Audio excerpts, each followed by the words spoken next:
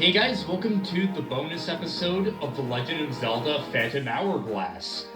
Last time, we defeated Bellum, freeing the world of the Ocean King from his grasp once and for all. Oceus returned to his form as the Ocean King, and we found out we hadn't even been in the same world this whole time. We woke up on Tetra's ship only 10 minutes after we boarded the ghost ship, and it was nowhere to be found. After that, we set sail to continue our promise to find a new Hyrule. This time, we'll be going back into the world of the Ocean King one more time, just to see everything we haven't seen yet. Upon starting the game, before you complete the ghost ship dungeon, you'll see this scene every time. Upon starting the game, after beating the final boss, you'll immediately respawn outside the ghost ship before fighting Bellumbeck. During the fight against Bellumbeck, you actually can't use the hammer while Ciela is captured because she holds it in the animation. The icon for the ghost ship on the map makes it look like it's still there, but as we can see, it still has sunken. The sea is still stormy while you're around the ghost ship, but becomes normal once you're away from it. Once you approach the ghost ship, it becomes stormy again. On an unrelated note to anything, I only just remember now that pressing the select key opens the menu. I wish I had remembered this. There's nothing else to do on the ghost ship, and I want to get Beetle even during the bonus episode. But before we do that, I had a failed take of this bonus episode where I got the last two treasures from the charts we got during our last run of the Temple of the Ocean King.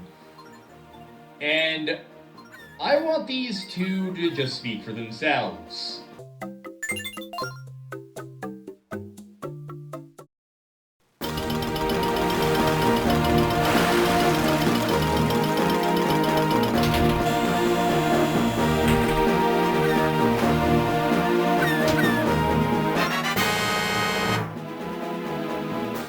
Golden ship parts during the bonus episode. I genuinely can't believe our luck. In the time since then, I have been buying more things from Beetle in order to increase our point count. At getting 100 points, Beetle will say, "Platinum members get 30% off all merchandise and a mind-boggling prize. You should receive your prize in the mail within a week, so please be patient. Next, shoot for the Regal VIP membership." The letter he sends you at 100 points reads, "Platinum membership notice. Thank you for continuing to support my stores. Hi, still me, Beetle. Your recent purchase now puts your points at 100. Wowie wow. Thus your membership has been upgraded to Platinum. Wowie wow wow. Please find attached a complimentary card. Woo, freebie number 3. Use it at any of my stores. Beetle. Bye." When we go into the menu though, instead of a complimentary card, it just says compliment card. This is another mistake. Oh, a compliment card. Want to use it? Well then, compliment away. Speak up. I'm waiting for my compliment. I don't even know what happened to my voice there. You're very nice, Beetle. I like you. That came off more romantically intense than I meant. Sorry, I don't like you that way, Beetle. I'm sorry if I gave the wrong impression. Huh? Hey! Hey! Oh! Hey! Oh! Yuck, yuck, yuck, yuck! I'm a little embarrassed. Okay, done. Thanks for the kind words, Mr. Customer. Oh, welcome! Alright, what do we get now? How am I... What? Yeah, I'm getting that.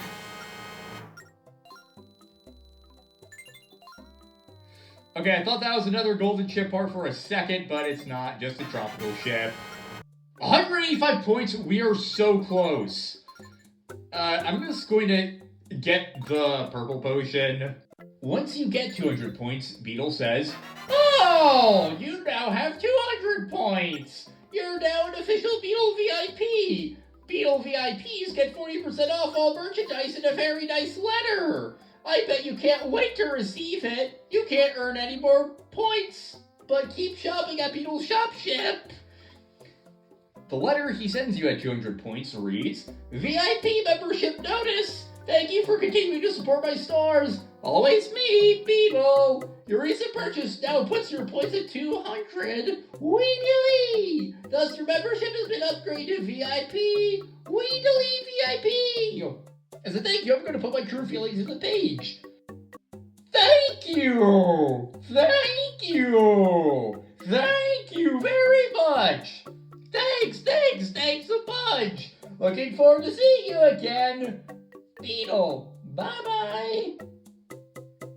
While talking to Beetle with 200 points. "Oh, my valued VIP customer! Thank you for maxing out your points. I normally pad my prices, but for you, dear VIP, I will resist the urge."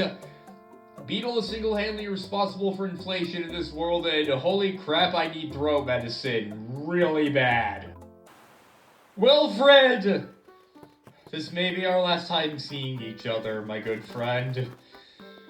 Here on Murkay Island, I want to show off some interactions with cuckoos. Let's pick this one up. Come here, little cuckoo. I just want to play with you. I promise it'll be fun. For me, maybe not for you. Let's put these two cuckoos together and use our grappling hook on them. Because you can attach them. And they just link together. What happens when you really piss off a cuckoo? In most Zelda games, you know what happens. This one is no exception. They just swarm you. You can also try getting out of it by spin attacking, but it won't do a whole lot.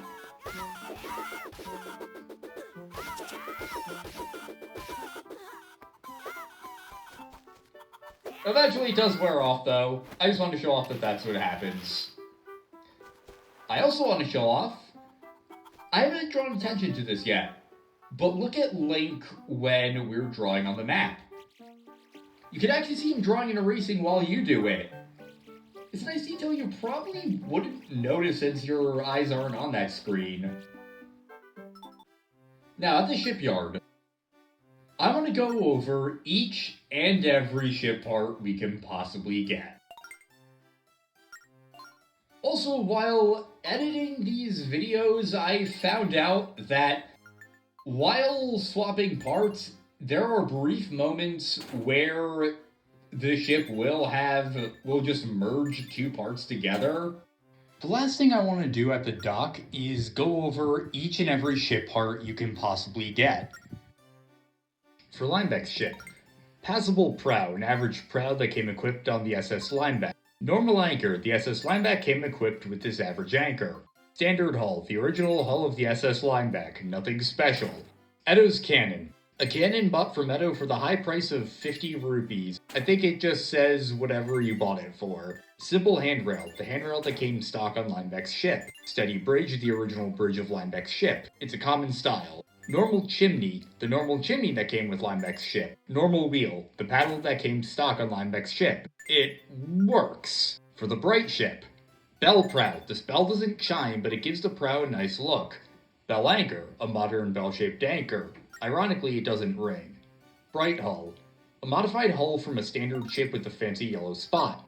Artistic cannon, a cannon with truly avant-garde design, catches the eye. Arch handrail, it draws attention for its playful and ornate design. Restful cabin, soothing design offers an escape from the stresses of battle. Elegant chimney, a simple shape but something about it is so enticing. Paddling wheel, a wheel with bent paddles, it steams your ship along. For the iron ship, drill prow, broken and nobody in the world has the parts to fix it. Iron anchor, an iron spiked anchor that can secure a ship in any storm. Iron hull, looks strong and heavy. Too bad it's neither. Strong cannon. It looks menacing and efficient. It's actually rather typical. Chain handrail. A handrail forged with hefty chains so it won't break easily. Conning tower. A bridge designed for those with battle on their minds. Parasol chimney. A chimney made of iron. Caution, gets very hot when used. Battle wheel. A wheel rumored to have been made from a battleship screw. For the stone ship, mermaid prow, the design was based on eyewitness accounts. Ancient anchor, an anchor shaped from the mold of an ancient statue. Stone hull, a hull that looks like an ancient stronghold. The deck is so green. Ancient cannon, a cannon surrounded with the glory of an ancient age. Pillar handrail, made from pillars of exotic ruins. It was recently recovered. Peaceful bridge. With its temple-like serenity, it offers peace and comfort. Stone chimney. A chimney once used by a bread baker. Smells fresh baked. Rock wheel. A wheel some say was made from a giant's dinner plate. For the vantage ship. Log prow. Made with waterproof lumber so it's surprisingly valuable. Swim ring. It is what it is. No one knows if it works as an anchor. Vantage hull. A worn, rugged hull with a manly, burly style of its own. Meager cannon. Looks like it would shatter after a single fire, but it's tough. Worn handrail. In dire need of repair, but its design adds a lot of flavor. Barrel shack. A modest design for the environmentally conscious. Strange chimney. Looks a little like garbage, but that's its main appeal. Simple wheel. The number of paddles was cut to 4 to simplify it. For the demon ship. Demon prow. A prow adorned with a scowling demon. Very intense. Sickle anchor. An anchor made in the image of an evil sickle. Scary. Demon ship. A scary ship said to ferry the foulest of evils. Fear cannon. Some suspect it can fire cannonballs of pure malice. Spike handrail. Made from monstrous horns. Actually not a handrail at all. Demon prison. A prison designed to cage the foulest villains. Demon chimney. A chimney built for bubbling pots of white-hot magma. Insect wheel. A wheel made from the hollow shell of a red insect. Ew. For the tropical ship. Tropical prow. A prow made with swaying palm trees in mind. No coconuts. Shell anchor. An anchor made from a shell. Girls go wild for it. Tropical ship. A themed ship with the appeal of a private tropical oasis. Sea pony cannon. A cannon shaped like a sea pony. This pony packs a punch. Wood handrail. A very basic handrail. Sometimes the basics are best. Shell apartment. Top creature comforts combined with the smell of ocean air. Horn chimney. An artistic chimney filled with rustic charm. Shell wheel. Created from the shell of a huge snail. A mysterious design. For the dignified ship. Tourist prow. A prow made for those looking for the romance of the sea. Weighty anchor. A 3-pronged anchor. No frills, but it gets the job done. Dignified ship. A hull with a very serious red and black paint scheme. Red cannon. Looks complex, but it's easy to use. The professional standard. Utility handrail. A handrail that works even in violently churning seas. Practical bridge. Created for those who live their years in the high seas. Tall chimney. Towering over the horizon, all chimneys aspire to its glory. Red wheel. A wheel with nothing special. That is what draws many to it. And last but not least, the golden ship. Golden prow. An extravagant piece of ship art made from a golden pot. Gem anchor. An anchor patterned after a gem. A sure hit with celebrities. Golden hull. A hull that delivers an experience in pure extravagance. Golden cannon. The perfectly designed cannon. Truly the gold standard. Golden handrail. Note the elegant curve and design. A true masterpiece. Golden bridge. A golden interior fit for royalty. The bed is oh so fluffy too. Golden chimney. A simple chimney, but its surfaces gleam mysteriously. Golden wheel. An intricately carved wheel made by a brilliant artisan. We have 4 golden ship parts now. No, 5 golden ship parts with 1 duplicate. There she is in all her glory. Thankfully, we have enough so that we can keep the golden parts without losing hearts. Didn't even mean to rhyme. On Goron Island, the child Goron who mentioned he liked wood hearts is now an adult from eating them. I hear that you're leaving, Gorleg. Well, I plan on eating many wood hearts while you are away. I will grow so big. The wood hearts are also supposed to be chestnuts. Just thought I'd mention that. Ready to ship out, kid? No. Achoo! I didn't even realize he sneezed if you declined to leave on the Isle of Frost. I am going to jump into the water a lot because I want to show off what a game over looks like.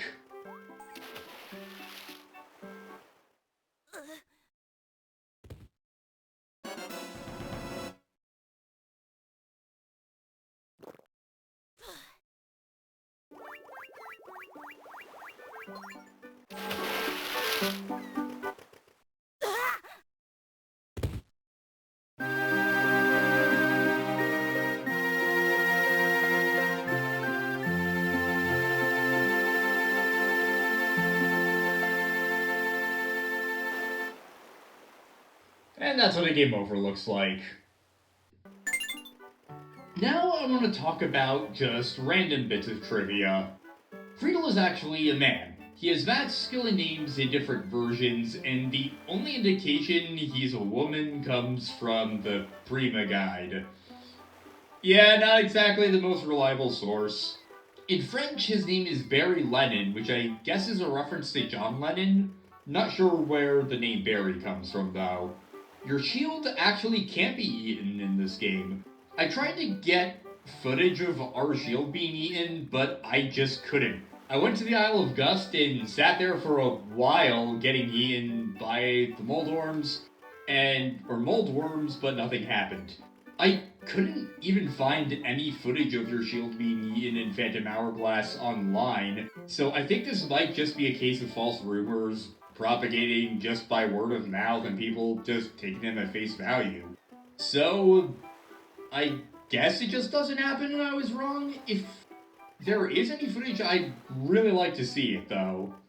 I remember thinking for some reason, what if there was a board game based on Phantom Hourglass when I saw Cyclops Arena, and I thought it would be awesome. I don't know why I thought that, or why I thought it would be awesome, I only remember that I thought it, really. On the subject of Zhao's, Zhao's is probably of Cobble Kingdom descent based on his appearance. He notably has a similar facial structure to the Knights of King Muto. That being said, his dialogue upon meeting him sort of implies he might not be human. However, I think he's probably just waxing poetic in that scene. Though, given that they apparently have after-death powers, maybe the Cobble people weren't entirely human? That's just speculation, though. I can't find if the drawing on the Old Wayfarer's wall was drawn specifically for this game or from elsewhere. However, I can say it's a largemouth base. I haven't had any luck with the Ho-Ho tribe's painting, though. The maximum amount of any given treasure you can hold at once is 99. If you have 99 of a treasure, Nieve will not give you any more of it. You can exploit this. If you have 99 of all treasures except a Regal Ring, you're guaranteed to get Regal Rings from him. However, at 99 Regal Rings, he'll give you a big green rupee instead, so there is technically a limit to it.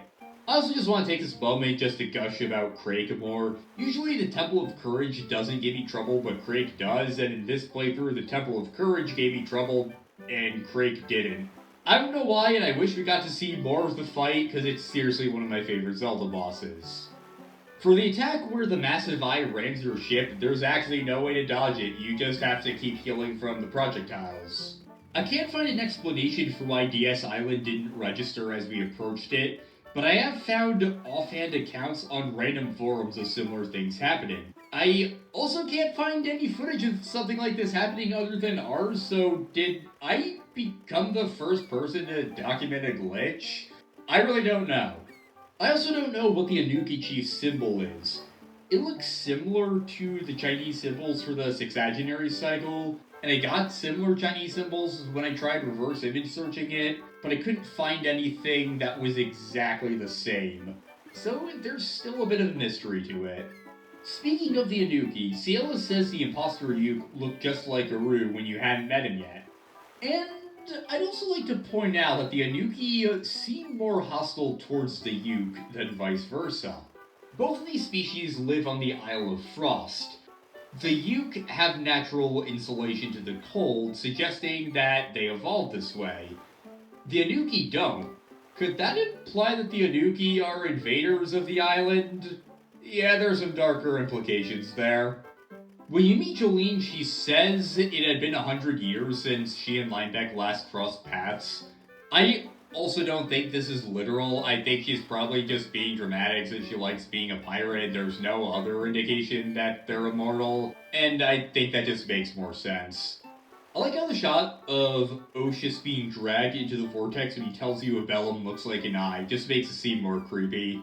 Also, Oshus and Bellum are actually based on the real-world rivalry between giant squids and sperm whales. It's a neat way to incorporate real-world biology in the Zelda mythology. This is the DS banner icon. Nothing much else to say there. Now on lore implications. The world of the Ocean King is in fact a physical realm separate from Hyrule, similar to other worlds we've seen in the Zelda franchise, most notably Termina from Majora's Mask.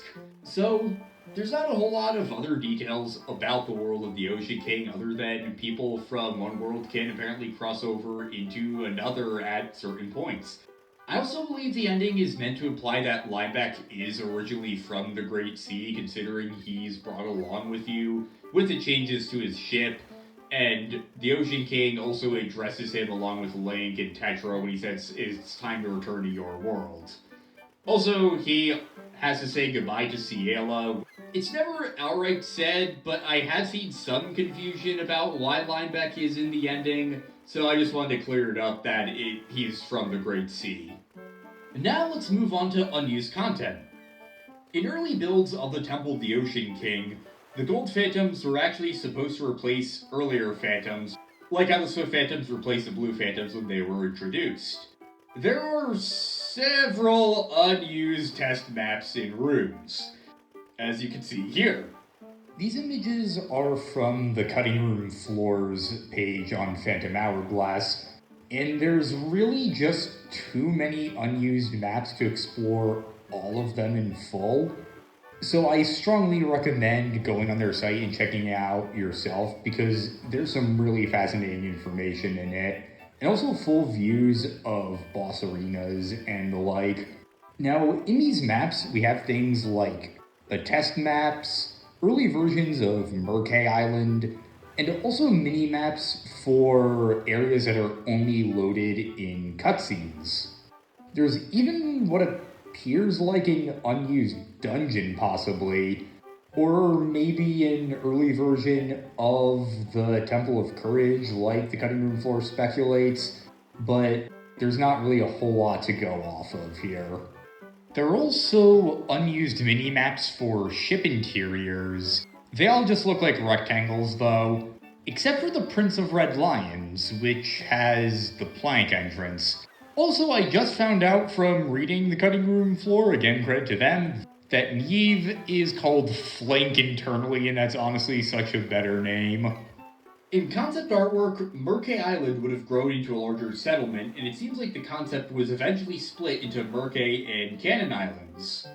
There are also a lot of unused textures and models. There's a hidden texture on the model of the symbol on Zhao's wall that shows the Japanese word for test.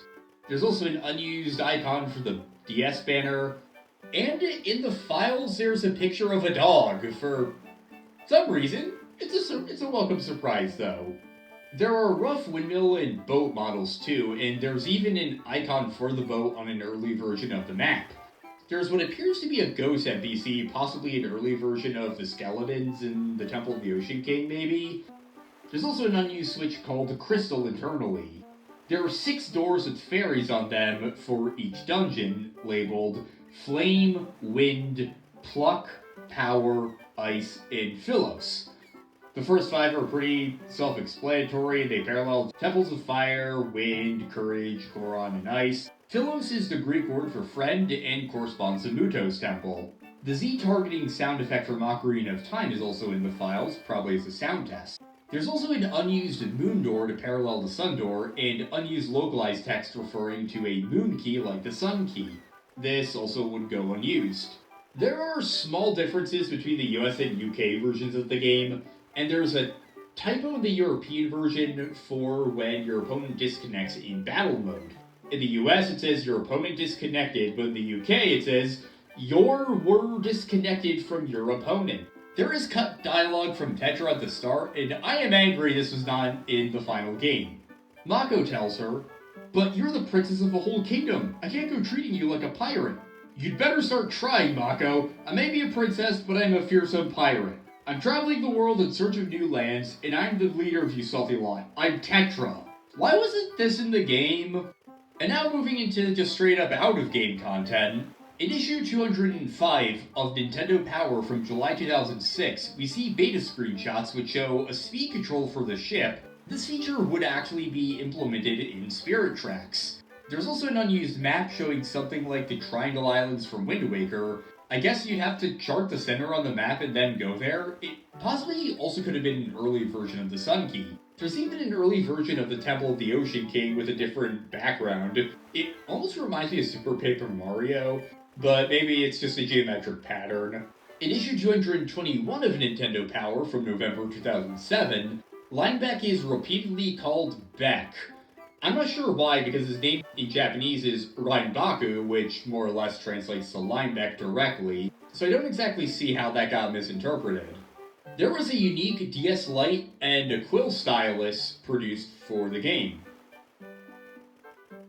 There's also a set of 7 unique styluses that were released in Japan alongside the game that have figurines of different items from the games. They have a green rupee, a red potion, a piece of heart, a bomb chew, and the Phantom Hourglass itself. In the official Zelda manga, there's a lot of characterization added to Lineback that makes you like his character even more. The Ghost Ship was originally an ordinary ship that was attacked by the Cubist sisters in this version, and Lineback was the only survivor, having fled in a lifeboat. In this version, the Reaplings are actually the souls of his dead crewmates who are trying to get revenge on him for abandoning them. Apparently the treasure he stole from Jolene was a squid too. During the final battle, he actually becomes lucid during his possession and tries to commit suicide so he won't hurt Link. That actually lines up really well with what we see of him after he snaps free of control, and his first concern is if Link's okay. It really just shows a lot of his development, and I just love those added details for him. Also, it's not much, but Bellum actually talks in it, even though it's just kind of basic, "Ooh, I am bad" stuff. While I was editing episode 13, the Cuckoo's eyes started glowing when I changed the colors. What the fuck? Back at the file selection screen, when we first started our game, there was an option other than adventure to go into. This is battle mode. It's a multiplayer feature that it's kinda alright, I guess. Nothing too exceptional, but I want to give it a shot just so you can see what it's like. We actually can change our name that we use in battle mode. I won't do it here, but it's a cool option. We also have a friend roster of people we've friended. All of this is now basically defunct since Nintendo Wi-Fi is, well, disabled. Although you can use different emulators and fan-made Wi-Fi services to, well, emulate a connection to play this. Now let's go into multiplayer. Oh yeah, you also can only use opponents with game cards for Phantom Hourglass.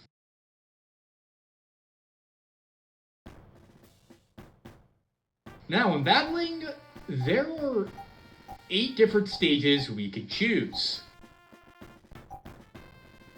I'm going to apologize for the terrible frame rate because this eats up quite a bit of RAM, but let's go into stage 1.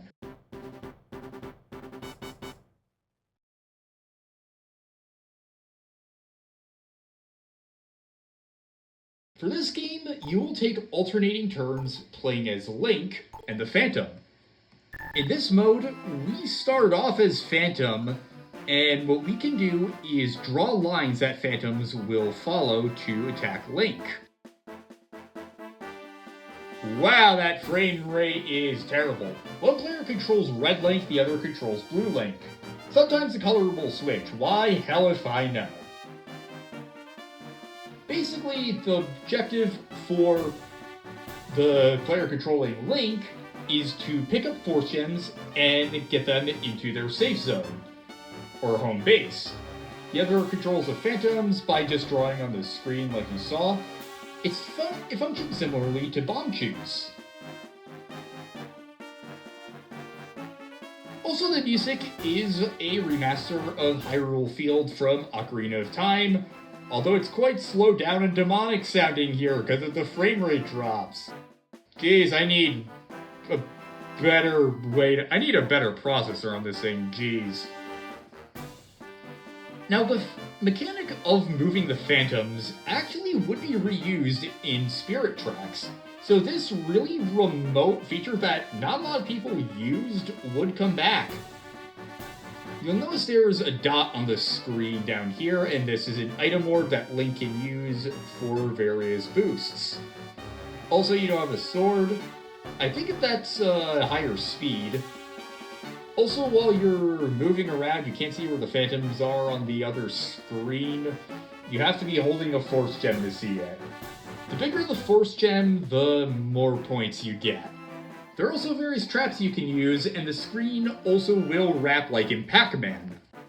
Now, the main goal of battle mode is to get what are called big plays, or basically achievements.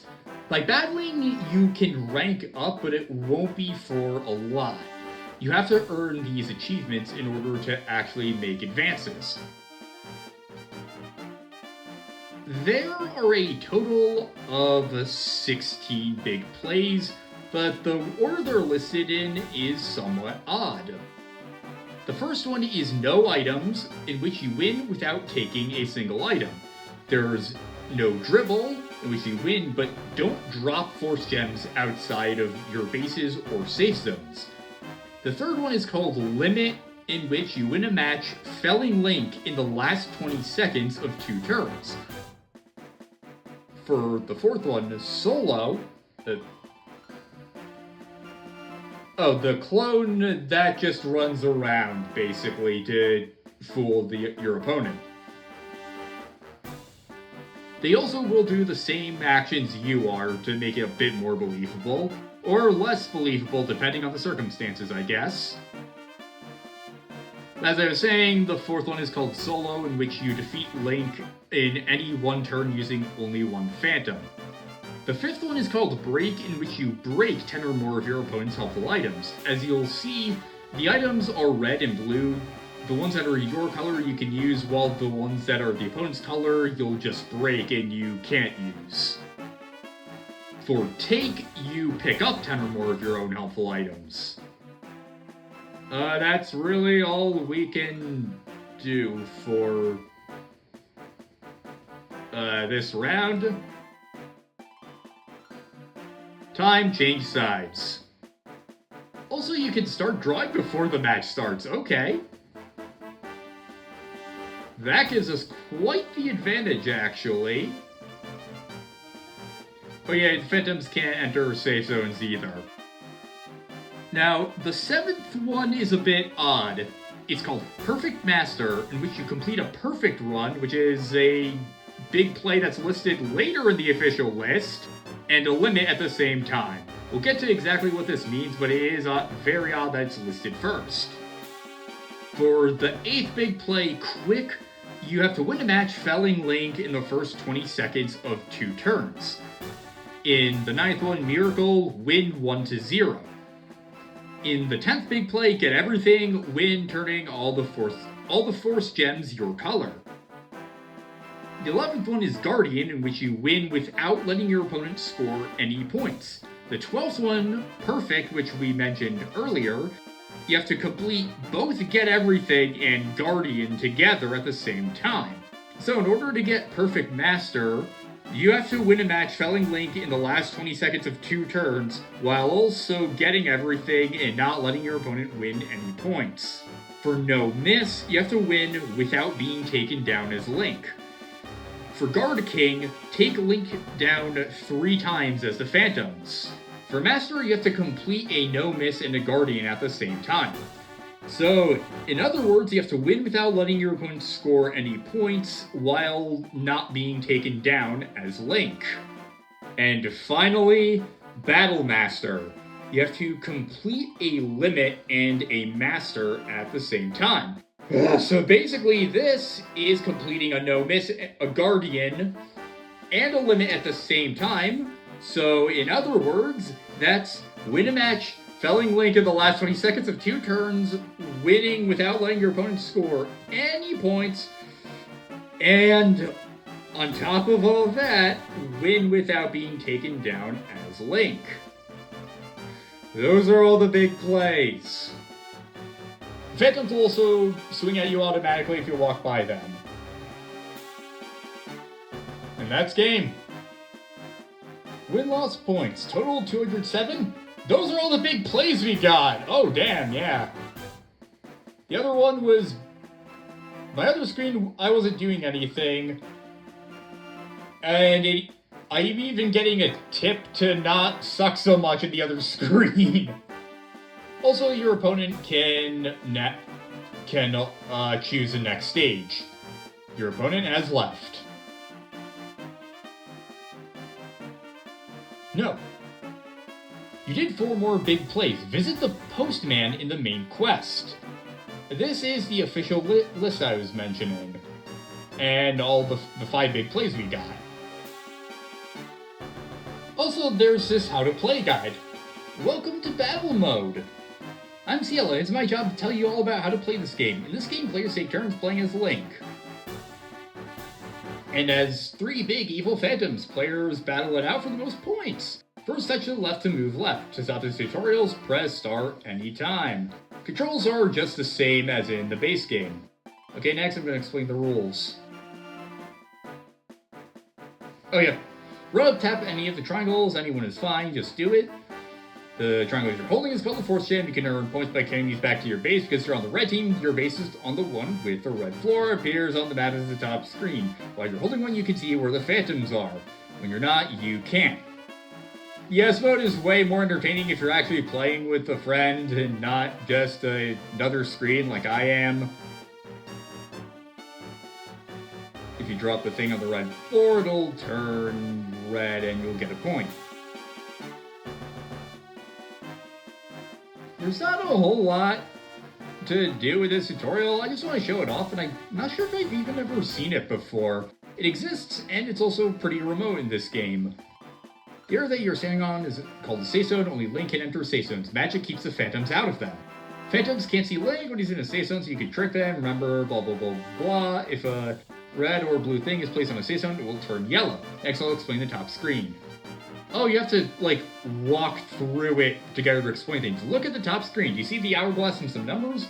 That's your time limit. If time runs out, you'll switch sides. Then it's your turn to be the phantoms. You'll take turns like this. Once each player has had 3 turns, the game ends. Whoever has the most points wins. Next, I'll explain the phantoms. Draw lines on the map to set the path the phantoms will walk. Touch any phantom on the lower screen and draw lines to make one move. Try drawing a line to the right to make a phantom move to the right. Yeah, we want to go around the walls and walk him right into the other Link. You did it! During a game, move the 3 evil phantoms to catch Link. Touch all the icons and draw lines to make each of them move. Try it. Even after drawing a line, you can tap a phantom and redraw a line. Press the L and R buttons to change the camera view. Once you're done, move one of the phantoms and that will catch Link. You do like a dozy-do, I guess. And we can just switch through all of our phantoms. And just to show this off, you can also just redraw lines. Okay, next I'm going to show you how to catch a Wally Link with the phantom that's moving right farther that way towards Link. If it gets close to Link, it will attack. If it hits Link, you'll switch sides.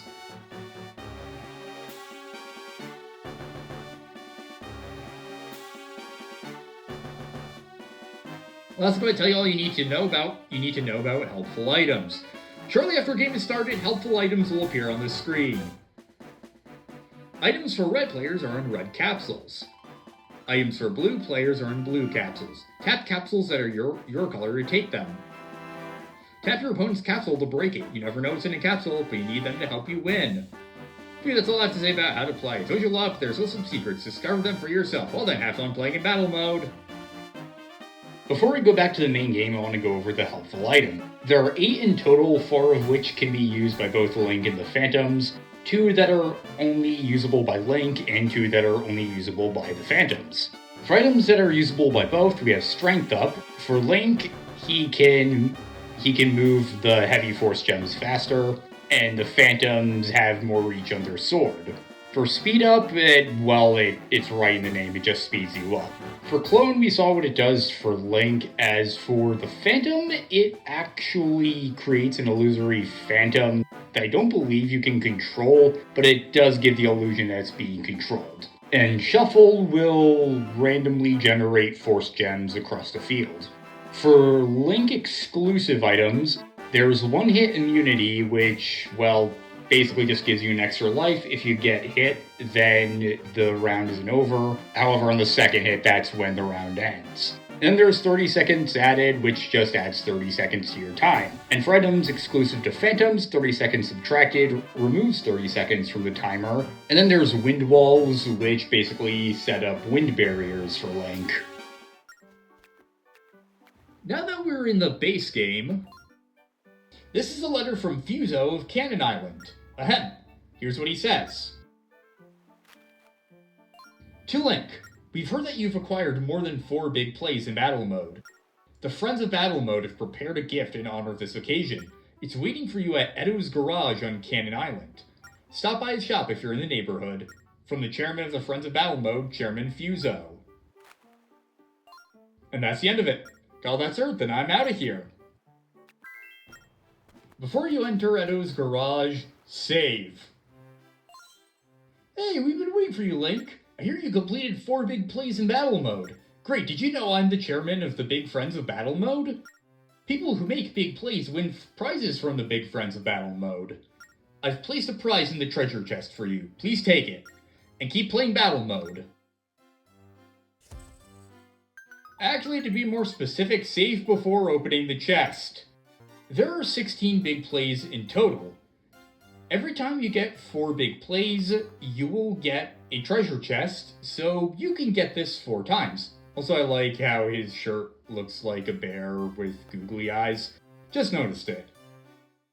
Your prize for getting 4 big plays is a random golden ship part. And it's one we didn't have. The reason you should save is because it is possible to get duplicates. If you get a duplicate, I strongly suggest saving and reloading, since the exact one isn't determined until you actually open the chest. This way you can guarantee new ship parts. So theoretically speaking, since we had 5 golden ship parts before this and now have 6, if I were to get all of the big plays, actually I would only need to get 7 more and we would have a complete golden ship set. If you're able to, I'd recommend going for it. Now that we've battled, let's return to Friedel.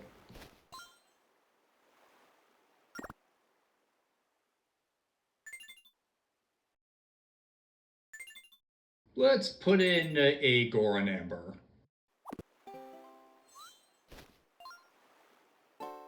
Put something in the magical box, use wireless mode to begin tag mode? Yeah. Tag mode, okay. I'm going to save before we do that. Okay with you? Yeah.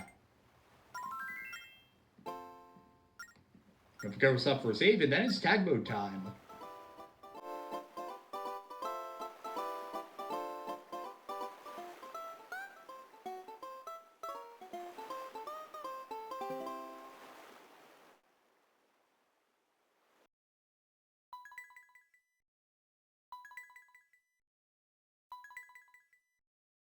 When you're near another DS, you close and open the lid with another DS who's placed an item in a box. Hey, think there have been any swaps yet? Hey, look at the boxes. The box that's moving has seen a swap. You did it, kid. I wonder what's inside. There's been a swap with Tim, my personal file. I gave myself a Ringo ring, because why not? And that's how trading works. And now for the last place in the game I want to show off. The Temple of the Ocean King once again. Specifically, there are 2 runs of the temple that I want to demonstrate. The first is a run of basement floors 10 to 12 done without the grappling hook or the hammer. I am currently at 24 minutes and 43 seconds in the Phantom Hourglass, which isn't too bad. Since we used our quote-unquote advanced items the first time we cleared these floors, I wanted to show exactly how you can clear these without using them.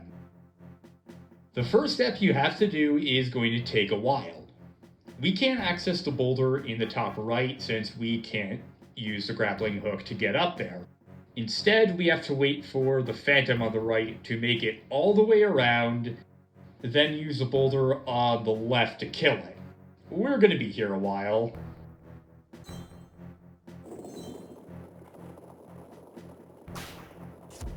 I was worried somehow I was going to screw it up and that it wouldn't hit him. Thankfully, it did. I also want to show off that using the spin attack, you actually can get across the sound floors without making any sound. Now we want to make it all the way over here and use the bomb to get into the inner corridor. Let's kill the... I'm not sure what exactly happened there. Now that we kill the Phantom Eye, get up here, hit the switch that we normally would get with the Bomb Chew. Oh yeah, we're also doing this without the Bomb Chew since we had those when we first did this. Also, let's get this and get the spikes to stop doing that. Now that we're here, we actually have to leave the floor and come back in to respawn the boulder.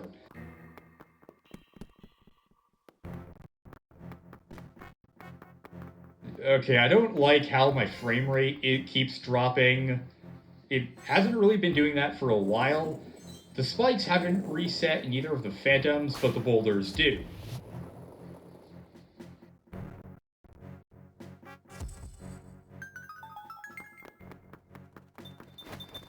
Now we can get the small key.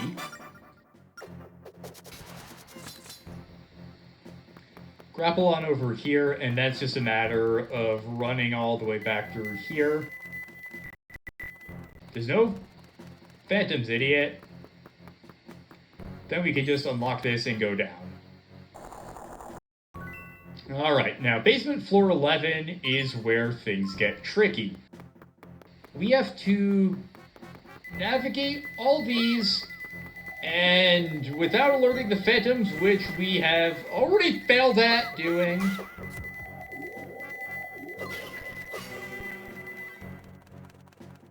Yeah, there are 4 switches around this floor in each of the 4 corners. We have to press all 4 of them in order to get these bridges to form. I don't think there's anything over here we can... No, we can't grapple over. And you'll find yourself stranded in a lot of ways as you try to wait for the phantoms to go around. Really, timing is the main time killer here. You also want to have your shovel ready to go. The phantoms are always seemingly moving at the worst possible moments, I swear to God.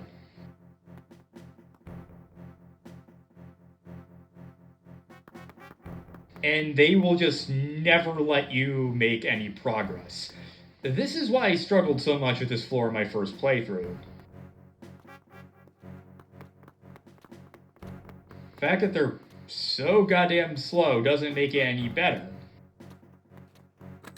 Now we want to dig this up. And of course, it goes up right where we need to go. There are these 4 switches we want to press, and now we've pressed one of them. And now that he's gone, we'll have to go up there. And pull the switch, rather, in order to get that bridge to appear, and so we can step on the switch. As before, nothing we can grapple on over to. So it's, once again, just waiting, and waiting, and waiting. Oh yeah, this also turns on and off. Thank you, finally. Another tip I have is that if you have Neri equipped after you've upgraded her, you'll actually lose less time in the Phantom Hourglass when hit by a Phantom. It's shortened from 30 seconds to just 15 seconds. However, since the Wizroads already take away only 15 seconds, they aren't affected by it.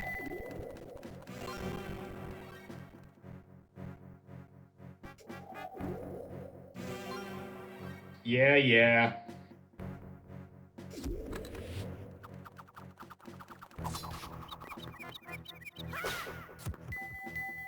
Now this is where things get really tricky since we have to shoot this. Get all the way over there. And you have really tight timing on this. Yeah.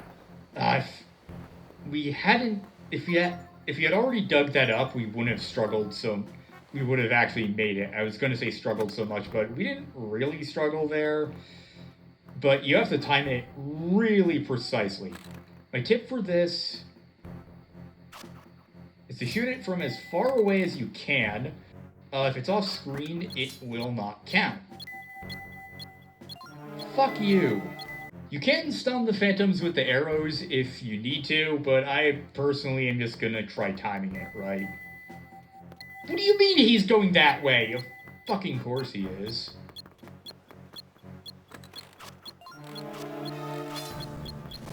Fuck you! Okay, this looks as good a time as any. Of course, he does that as soon as I say it. Okay, that... You know what? If you see me, well, fuck it. Go. Oh, there we go.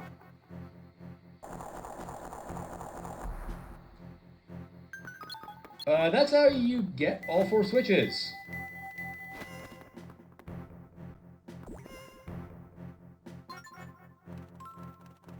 This is the most similar floor overall, since you still have to get all the force gems.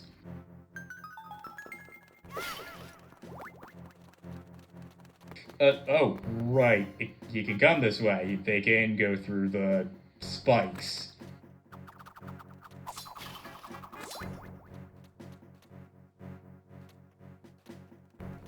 You still have to be careful of the Phantom Eye, though, since we can't just go all the way to the right. At least we can't go through the spikes to the right. So stealth kill the Phantom Eye, attack.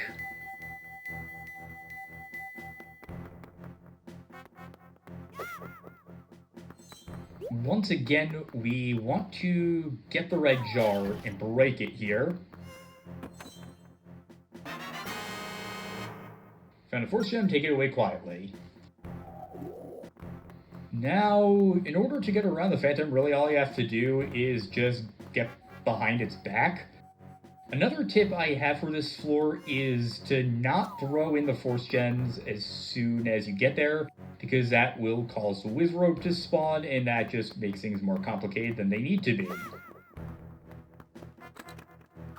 Now, the right is also pretty much the same, but we just need to kill the Phantom Eye and go around the long way. As before, we want to get the red jar and throw it in the center, at least near the center. Now, the Swift Phantom is going to be just walking around, so as long as we keep our distance from them and make it into the passageway, we'll be fine. We're fine-ish, since at the rate we're going, it seems like we might have to hide a bit from the Gold Phantom. Now that we've gotten that, in order to get the final force gem, all we have to do, stand here, shoot. Oh shit, just run.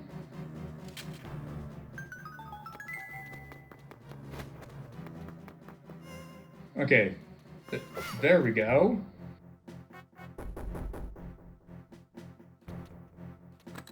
Now really all we have to do, shoot him in the back, get the force gem, and hide again. Not taking any chances. Alright, now as long as we stay behind the Gold Phantom, we'll be able to get in. Once you put in all 3 force gems, you can also farm the Wizrobes for more sand.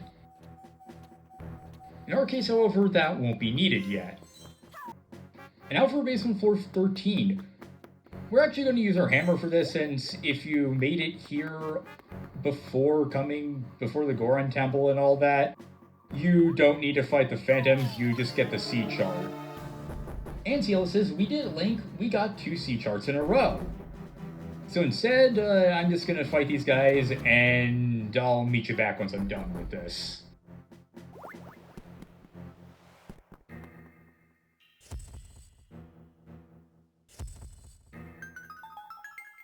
Every time you beat the Temple of the Ocean King, you will get 2 ship parts. I don't know the exact odds, but you supposedly get rarer ship parts the better you do. We did that in 17 minutes and 28 seconds, not our best time, and another earthquake happens. You can't go back into the arena to rematch Vellum, and the bridge goes down again. Now that we're back at the very beginning of the Temple of the Ocean King, I'm going to attempt what I consider to be the ultimate challenge of Phantom Hourglass. The best time possible for the Temple of the Ocean King is 25 minutes remaining in the Phantom Hourglass, or a total elapsed time of 0 minutes and 0 seconds. I'm going to attempt it. I'm going to show exactly how you can minimize the amount of time spent outside of safe zones, how to continually stock up on sand, and complete this with a full Phantom Hourglass. And this will be our final run of the Temple of the Ocean King.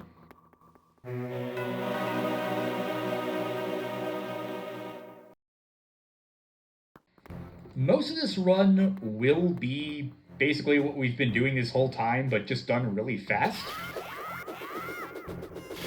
Tip I picked up for the first floor is to just spin attack your way up. That way you won't lose any time at all on the first floor. Now here we just want to bomb it, attack, hit the switch, roll as much as you possibly can in order to really make sure you're minimizing the amount of time. Get the small key, roll down. Be sure to make creative use of your items. Use your grappling hook to pick things up, use your bomb chews to hit switches that are a distance away, use your hammer to lure phantoms, and also remember that you can kill the phantoms now, so you don't have to worry about that.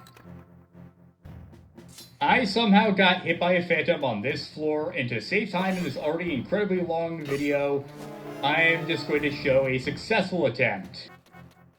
I said show a successful attempt. You want to lure the phantom over, kill it, wait for the Swift Phantom to start to leave the key alone, then use 3 bomb chews. 1 to take care of that wall, and 2 more to take care of the switches that give you the key. While you're at it, also get this switch that lowers the fire bar. And get the switch that drops the key. Now we can stand on this and just use the boomerang to go down to get the key.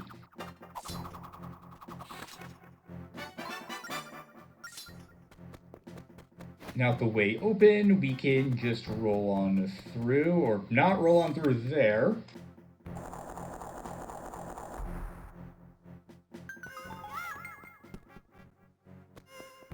Here on basement floor 3 is where things get a bit tricky. We want to lure both phantoms over here.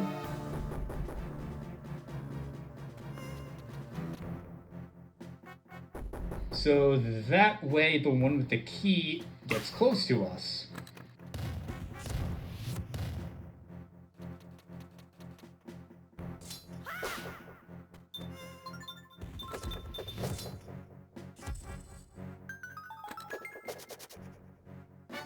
Use a grappling hook to get it. And this is where we want to move fast. Immediately get up here, form the tightrope, get the 30 seconds, and slingshot up. We have now made it past basement floor 3 with a full Phantom Hourglass. The key really is refilling at specific points. Basement floor 4, immediately kill the Phantom, and use the bomb chew to navigate all this, all the way in here, and hit the switch. If we kill the Phantom Eye, that's great.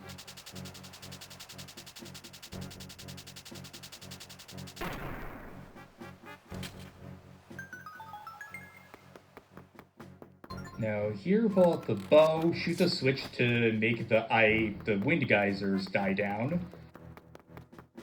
Then we can just go in here and grab the key. Now here, I'm actually just going to roll ahead and get out of the way of the Phantom Eyes. You know what, Phantom, come over here too, I want to kill you.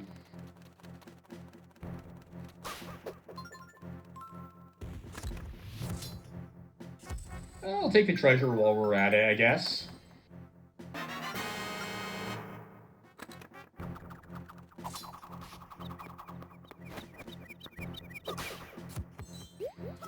Get the red pot and hide in it.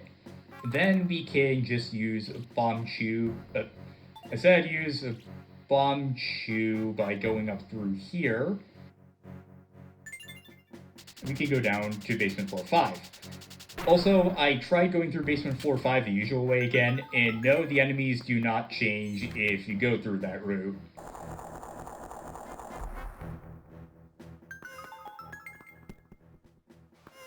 Speaking of basement floor 5, it is incredibly easy. All you have to do is just go on through and hop over, and that's it.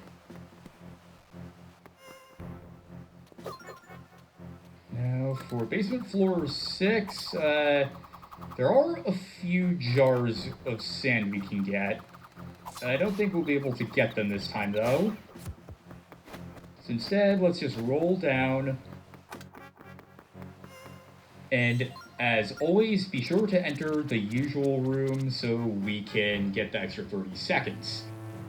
There are probably a few points where I could have saved a few moments, but at the end of this, we'll be at 24 minutes and 57 seconds, which isn't too bad. We still could be doing better, I guess. Also, I remember I got a bit confused on how to get the Sand of Hours on the left side of this room. You have to kill all the Phantom Eyes to do that. At the start of basement floor 7, there is the jar across the gap, so that will help us get back at the maximum time. Okay, got the boomerang equipped. So let's go here. Get the Sand of Hours. Face this way. Equip the grappling hook.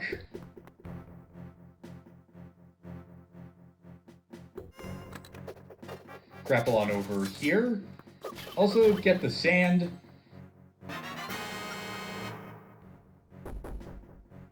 And as usual, we can use our cool key shortcut to get down.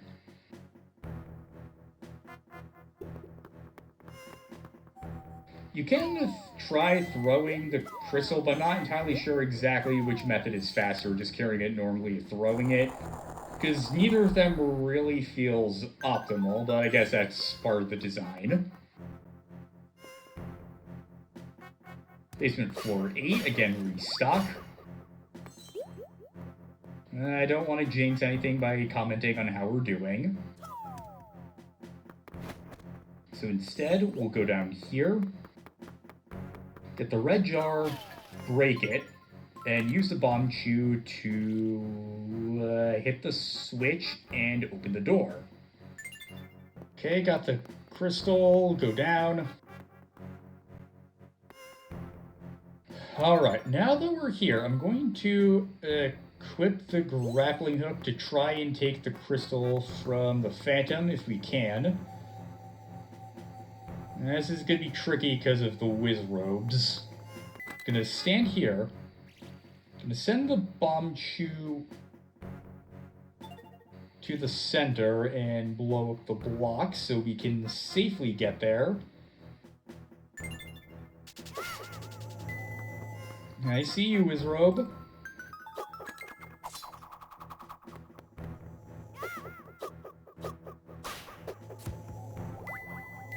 Ah! I know where you are, Wizrobe.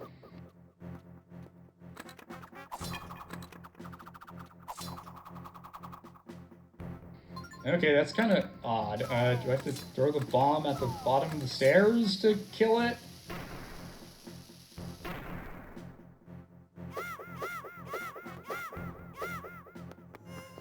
What the fuck is going on with the Wizrobe? Okay. Fuck you! Okay, we restored our time at least. We can also just... actually, you know, I'm just gonna roll here and do the old Phantom Lure thing. Come on, Wizrobe, I know you're there. I see where you are. I'm gonna see if I can delay the Wizrobe as much as possible so we can wait until we really need the time. Okay, well, we can just kill it with the crystal instead. And now it's just getting the square back. Okay, square, circle, triangle.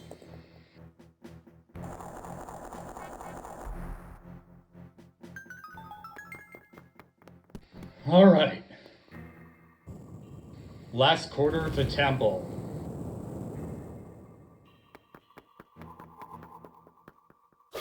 We're still at 25 minutes, so we're still pretty good.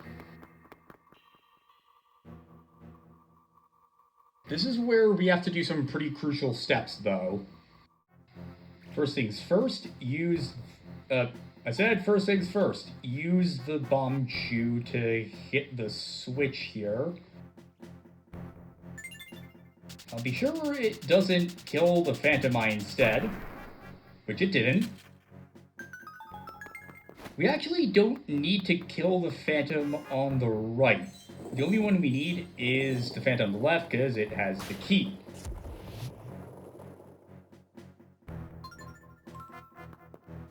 We also don't even need to hit the switch on the inside this time.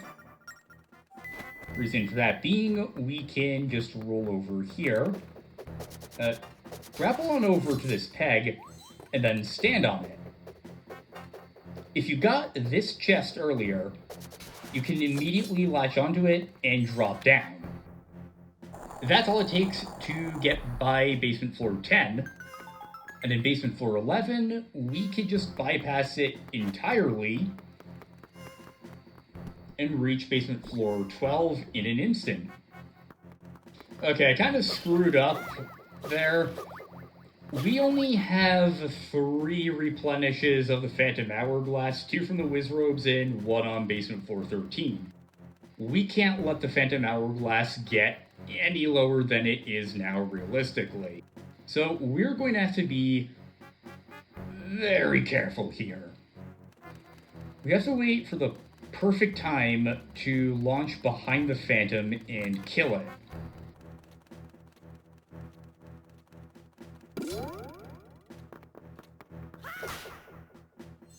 Now grab the Force Gem and just keep throwing it. I'm going to try throwing it and see how that works out because I'm feeling bold.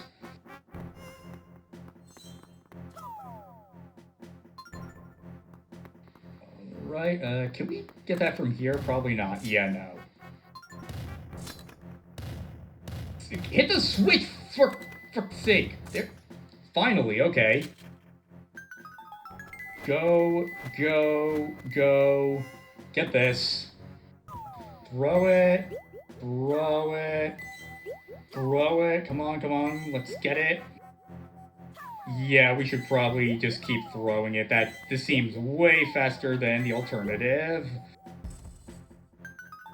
It gives us a treasure which we have no use for.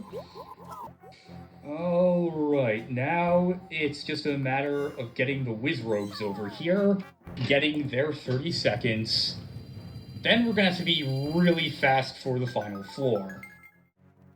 Actually, I take back what I said earlier. I haven't been able to complete it in time, so instead of leaving the Force Gems there, put them in instead so the Wizrobes are summoned and they'll follow you as you're getting the Force Gem.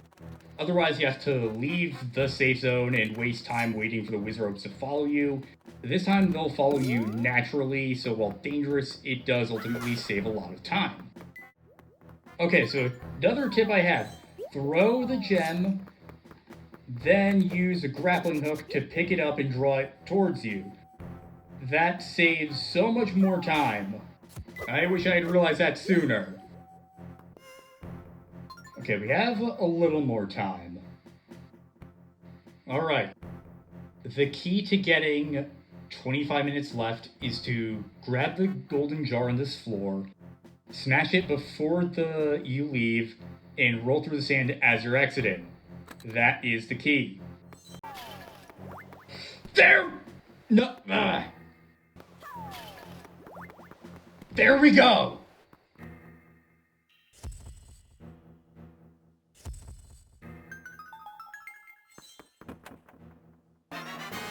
Spike handrail.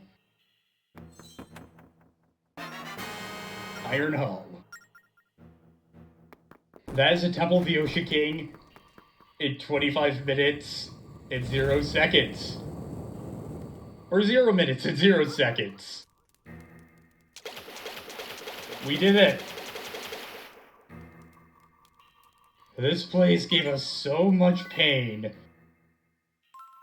but we've bested it. We're the real masters of this place.